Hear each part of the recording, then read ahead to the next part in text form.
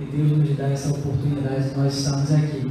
A igreja está com um número maior do que os que costumeiramente frequentam durante o culto da quarta-feira, e você é um privilegiado de estar hoje aqui.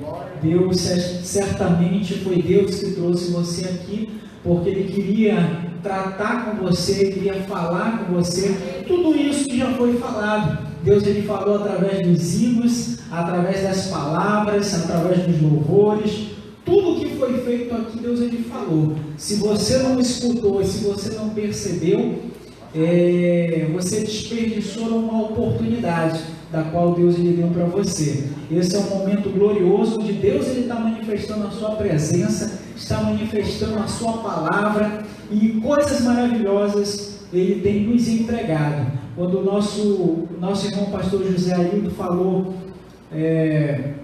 sobre alguém que teria alguma coisa, algum testemunho a relatar, na verdade todos nós teríamos um testemunho a relatar. E talvez você possa dizer, mas eu não pensei e não achei nenhum. Mas a verdade é que em todos os momentos Deus Ele tem abençoado as nossas vidas. Em todos os momentos Deus tem abençoado as nossas vidas. Se você for perguntar para uma pessoa que ela tem o seu país assolado pela guerra, ela com certeza ela vai dizer, o mais importante é nós termos paz. Se você for perguntar para uma pessoa que ela é desabrigada, provavelmente ela vai dizer que o mais importante é nós termos uma moradia. Se você for perguntar para uma pessoa que ela não tem um alimento cotidiano, provavelmente ela vai dizer o mais importante é nós termos o alimento todos os dias. Se você for perguntar para uma pessoa que não tem uma família, provavelmente ela vai dizer que a coisa mais importante é ter o calor da família. E todos nós, de todas essas coisas, nós somos agraciados, e nós podemos dizer, louvado seja o nome do Senhor. Amém? Abra a sua Bíblia, Atos dos Apóstolos, capítulo de número 16.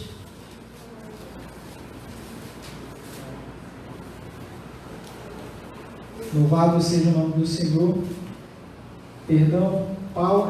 Atos, capítulo de número 17.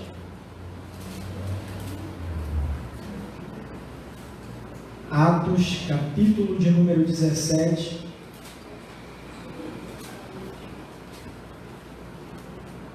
Versículo de número 30.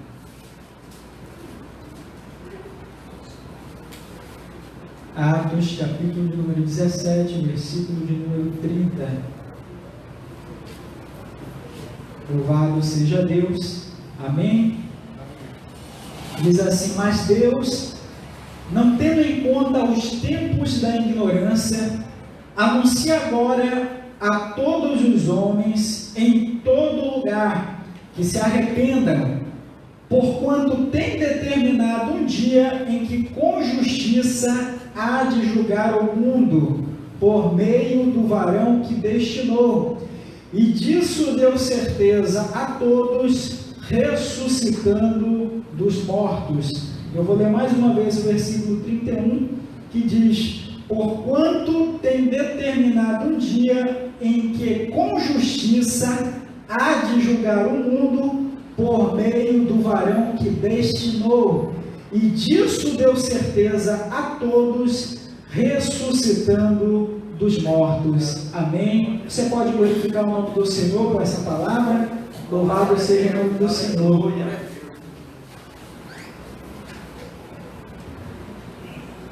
Aleluia. Atos capítulo de número 17, ele vai narrar, vai dizer, o Lucas, ele vai dizer, vai relatar um dos momentos e dos períodos onde Paulo, em uma das suas viagens missionárias, ele se depara e ele está na cidade de Atenas. E quando ele está na cidade de Atenas, lá é um ponto de encontro, onde ele está esperando a Timóteo e a Silas. E nesse momento que ele está lá esperando a Timóteo e a Silas, ele, em viagem missionária, ele não estava a passeio, não estava a lazer, ele como evangelista, compromissado em anunciar o Evangelho, e isso aqui já nos chama a atenção desde o início. Muitas das vezes nós somos alguma coisa, mas nós não temos compromisso. Nós somos um pregador, nós somos um ministro de louvor, nós somos um visitador, nós somos um zelador, nós somos um porteiro, nós somos um sonoplasta, nós somos um tesoureiro, enfim, nós realizamos determinada função, nós realizamos um determinado trabalho, nós realizamos uma determinada obra ao Senhor, mas nós não temos compromisso. E aqui a primeira coisa que Deus nos chama a atenção é isso. Paulo era um homem que tinha compromisso com a obra do Senhor. E quando ele estava na cidade de Atenas, lá ele tinha o desígnio e tinha o propósito de anunciar, de evangelizar. E lá era um ponto de encontro onde ele estava esperando alguns dos seus colaboradores, alguns dos seus companheiros de viagem.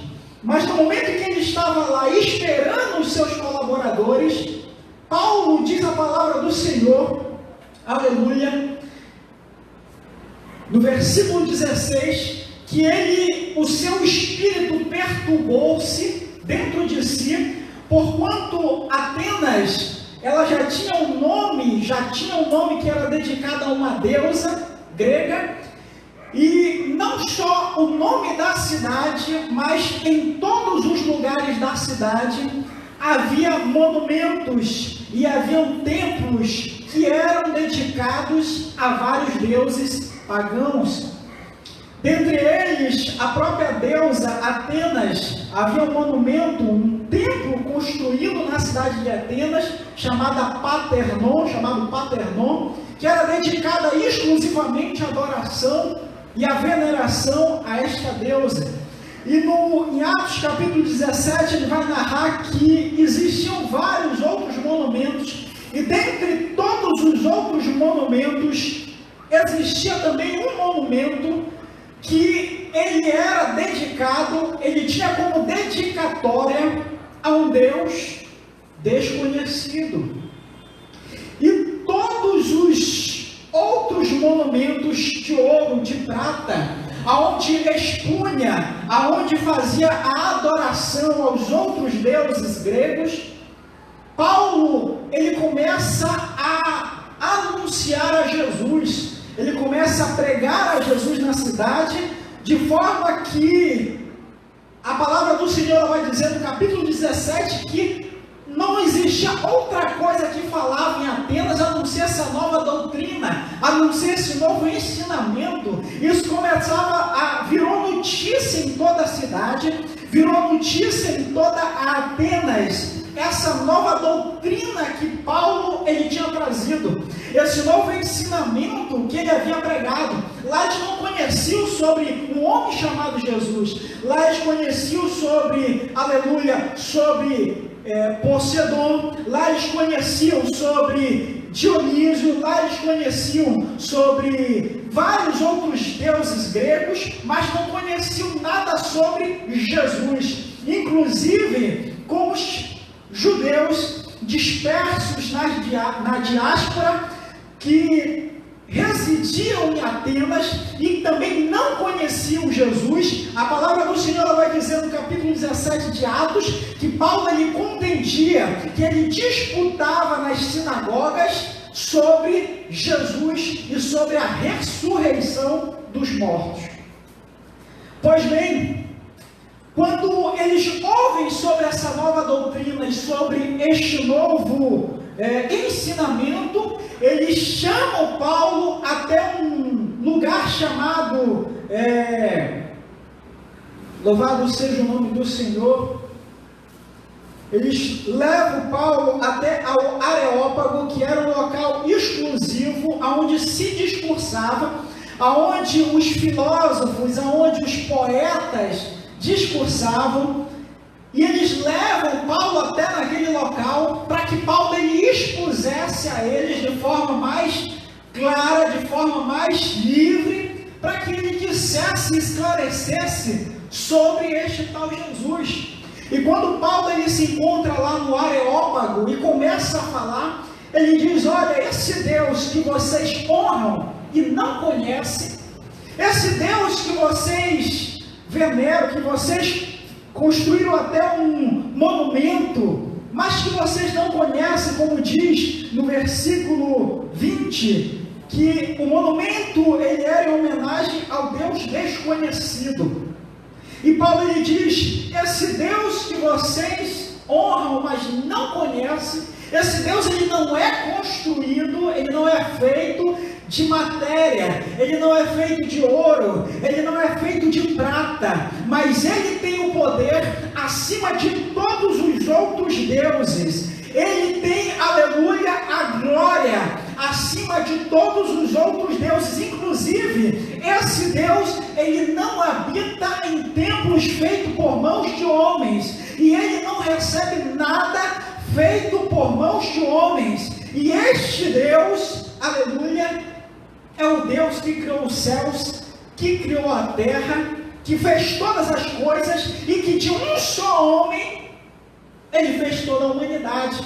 Paulo ele começa a expor e a falar sobre Deus. Paulo ele começa a narrar sobre o nosso Deus. E no fim da sua narrativa, ele diz que esse Deus, que nós somos a feitura desse Deus, que nós somos, aleluia, o povo deste Deus, que nós somos, aleluia, a geração deste Deus.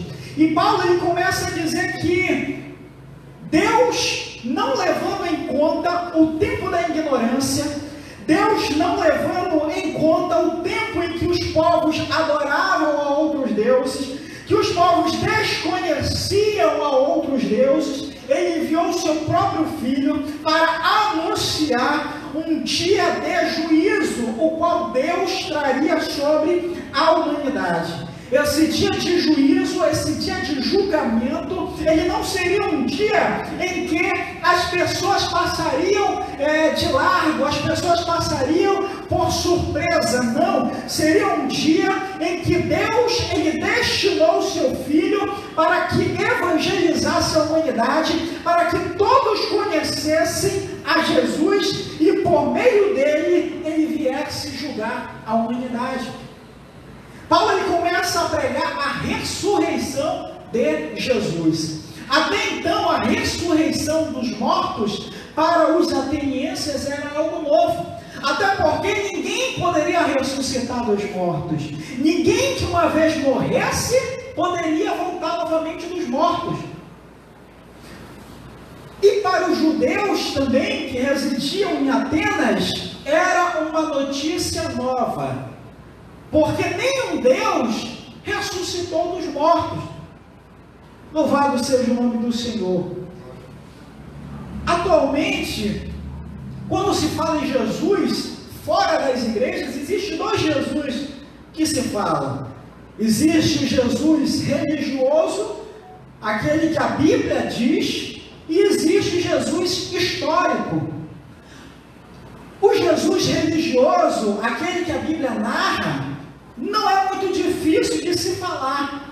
Porém, o Jesus histórico já é um Jesus mais difícil de se acreditar. Por quê? Porque no túmulo onde Jesus ele morreu, muitos pesquisadores, muitos arqueólogos, até hoje buscam vestígios desse Jesus histórico.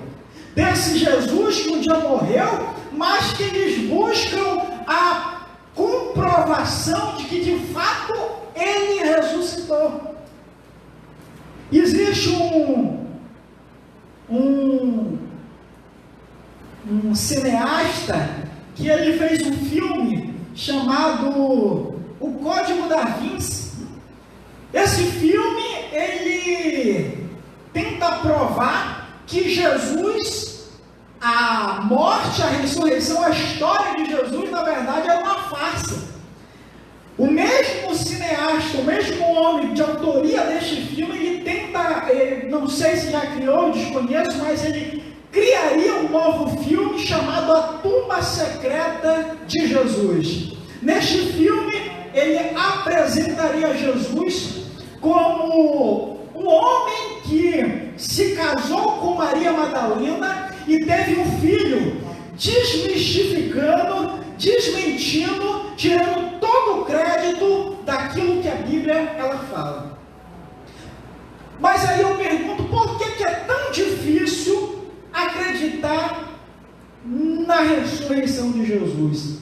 Por que é tão difícil falar sobre a ressurreição de Jesus? A verdade é que os cineastas, a verdade é que os escritores, a verdade é que os jornalistas, falar de Jesus é muito fácil. Criticar a Jesus é muito fácil. Por quê? Porque o cristão ele sempre dá outra face. A doutrina de Jesus ensina a dar outra face. Então, sempre bater no cristianismo vai ser muito fácil. Criticar o cristianismo vai ser muito fácil. Agora eu quero ver falar de Maomé. Agora eu quero ver fazer um filme dizendo que Maomé morreu de febre, que Buda morreu envenenado, que foi o que aconteceu. Por que não há tanta ousadia para se fazer esses relatos? Porque eles sabem que lá, nessas outras religiões, as coisas é diferente. Lá na França, um jornalista, ele fez uma charge de Maomé, acredito que foi de 2014 para cá, e olha só o que aconteceu, a editora foi explodida. Então, falar de Jesus, falar do cristianismo, sempre vai ser muito fácil. Aleluia!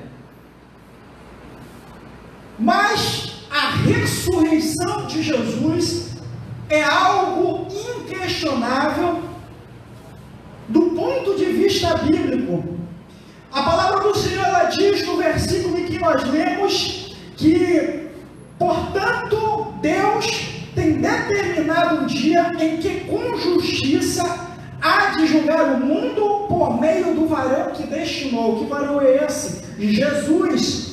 E disso deu certeza a todos. Qual foi a certeza que Deus deu? Que um dia ele julgaria a humanidade, que um dia ele traria juízo, a ressurreição de Jesus. Louvado seja o nome do Senhor. A certeza de que um dia Jesus ele iria arrebatar a sua igreja. A certeza de que um dia Deus iria julgar a humanidade. A certeza de que um dia Deus iria fazer a separação entre o trigo e o joio, entre o ímpio e o justo, é a ressurreição de Jesus. Paulo ele diz, porque se Cristo não ressuscitou, a nossa fé é vã. A ressurreição de Jesus é o motivo de nós estarmos aqui essa noite. A ressurreição de Jesus foi o motivo e a razão dessa palavra alcançar os 4 continentes da humanidade. A ressurreição de Jesus foi o motivo do cristianismo ser a religião mais propagada na humanidade. Existe mais cristão na terra do que islâmico, do que budista, do que hinduísta, mas essa não é uma corrida e não é uma disputa por quem vai ser, quem consegue agregar o maior número de pessoas. Não. Esta é uma conquista, esta é uma luta espiritual. Esta é uma luta espiritual. E esta é uma luta que aconteceu aqui, capítulo de número 17, versículo capítulo 17 de Atos dos Apóstolos, quando Paulo estava ali discursando no meio daquele Areópago, que era um lugar, aleluia, onde várias outras pessoas, onde era uma cidade pagã, onde na verdade era uma cidade onde existiam vários demônios que atuavam na vida das pessoas. Paulo chegou ali com uma comitiva de anjo espiritual, aleluia, para salvar vidas. Quando Paulo começou a discursar, ali aconteceu no mundo espiritual uma batalha espiritual. Louvado seja o nome do Senhor. E nessa batalha quem vence sempre é o Senhor. O Senhor sempre vai vencer. Aleluia. Quando nós vamos adiante ler, diz a palavra do Senhor: assim Paulo saiu do meio deles, todavia chegando alguns varões a ele, creram, entre os quais estava Dionísio, o Areopagita, e uma mulher por nome Dâmaris, e com eles outros. Isto, a palavra do Senhor está dizendo que pessoas creram, teve alguns que escarneceram, teve alguns que duvidaram, mas teve pessoas que creram, teve pessoas, aleluia, que o Espírito Santo tocou nos seus corações, convenceu as suas mentes, aleluia, ganharam, aquelas almas foram ganhas para o Senhor Jesus. Louvado seja o nome do Senhor. Entenda uma coisa, que Deus sempre vai vencer. Apocalipse vai dizer que quando Satanás ele caiu, se rebeliou e levou consigo uma terça parte dos anjos. E se não me falha a matemática, se ele levou uma terça parte dos anjos, ainda ficaram dois terços dos anjos. Aleluia. Se 2/3 é mais do que 1/3, a gente sempre vai vencer. Deus sempre vai vencer. Satanás sempre vai perder. A vitória é nossa no nome de Jesus. A vitória é nossa pelo sangue de Jesus. Deus, ele está nos dando vitória essa noite, porque o Espírito Santo está aqui neste lugar. Deus está aqui neste lugar, e com certeza uma batalha espiritual está sendo travada, e eu já sei de quem é a vitória. A vitória é nossa no nome de Jesus. A vitória é do povo de Deus. Deus, ele está entregando vitória aqui nesta noite. Aleluia. O Espírito Santo, ele age a favor do seu povo. Aqui mentes que estavam, aleluia, em dúvidas, mente que estava, aleluia, em 2 pensamentos, Deus, ele está entregando vitória. Corações que estavam angustiados, pessoas que chegaram aqui cabisbaixa, triste, com seu espírito angustiado, a sua fé esmorecida, Deus, ele está entregando vitória em nome de Jesus. Fique com essa palavra e que Deus abençoe a sua vida no nome de Jesus.